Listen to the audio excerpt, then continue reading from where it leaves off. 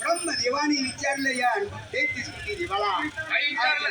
आजच्या वेळेला ब्रह्मदेवाचा मुलगा नारद मुनी देवा गळ्यामध्ये विना घालून द्यावा.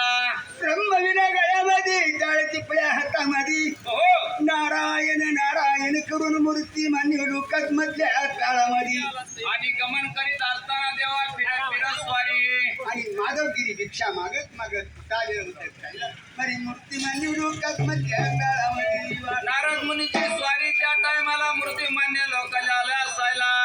ब्रह्मदेवाचा मुलगा नारद मुनी होय, होय. काळाचे गमन करणारा आणि ब्रह्म आणि देवा अंतर्ज्ञानी असल्यामुळे अंतरी कळाला या नारदाला अंतरी कळल्याला त्या ठिकाणी ब्रह्म विना गळ्यात असताना देवा नारद लागले होते स्वतःच्या मनाला बोलायला.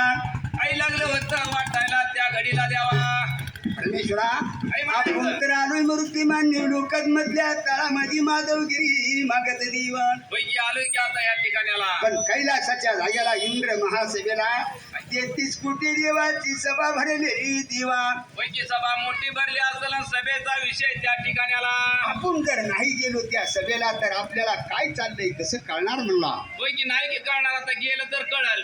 म्हणून अजून आपण जायला पाहिजे 33 कोटी देवाच्या सभेमध्ये दिवा. विचार केला नारद मुनीने मनाचा आणि त्या घडीला द्यावा. कैलास अगदी नारदाने मूर्तिमान्य लोक सोडून दिलंय देवा. आणि काय करायला नारद मुनीने त्या घडीला द्यावा.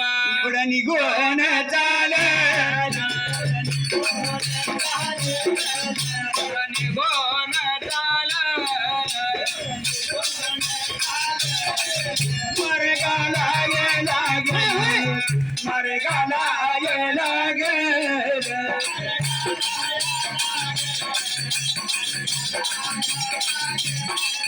आता भारी वडाताना कैलासाला रे जाऊन इंद्र महावत 33 कोटी देवाला